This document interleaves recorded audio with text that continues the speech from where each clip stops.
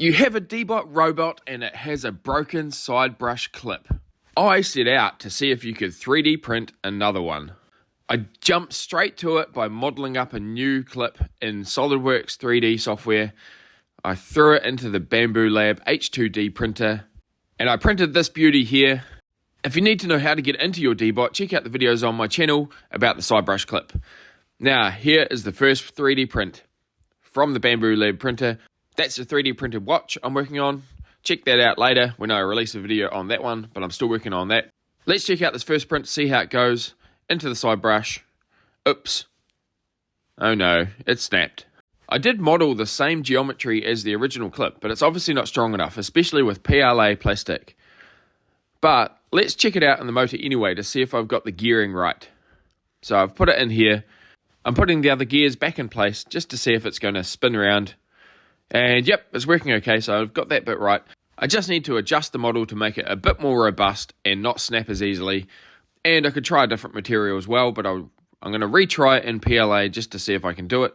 I also needed to model in some clearance for the motor body housing, so I'm doing that now. And I'm putting it back into the printer to run this new prototype. Let's see how it goes. Here it is in the white. As you can see, it's a lot thicker than the original. So hopefully it still has enough flex, but strong enough that it doesn't snap off or break as you take the clip on and off. Next thing to do is try it out in the robot itself. I won't show you the complete disassembly in this video, but please subscribe to my channel and check out the other video around the side brush motor replacement, and you'll find all the disassembly there. It really is a piece of cake.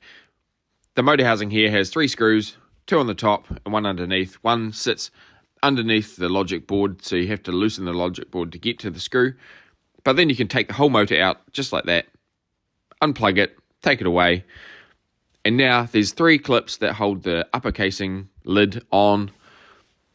Gently pry up on these clips, but don't push too hard because they'll snap as well, and then you have to 3D print one of those. Now we've got it open. You can take the gears out, remember which way around they go, set them aside. Take out this one here. Try not to get the grease on your hands or wipe off the grease because you need the grease inside there. Take out the clip. This one's still good, but I'm going to try my newly 3D printed side brush clip. It's the white one here. It's made of PLA. It's probably worth going with a stronger plastic, maybe a PTEG or something like that. But let's see if the PLA works in real life. So as you can see, it's in there. It's sitting in nicely. The gears are going back into place, and it's all rotating okay. Let's put the cap back on and get the motor back into the robot. Now, if you want to get a hold of the 3D print file, I'm planning to put it on a website so that you can download it. I just haven't sorted it yet, but please like this video, subscribe, and then keep checking. I'll put a link in the description eventually so you can go in and download that 3D printed clip file, or I'll also put in a link to buy a new clip from Amazon or AliExpress.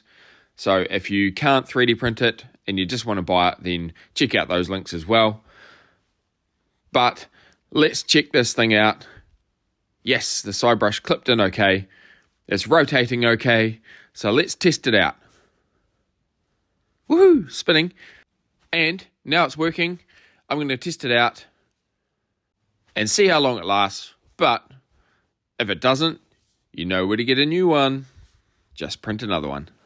Check it out. It's a fun wee project. You can do it. Let's go.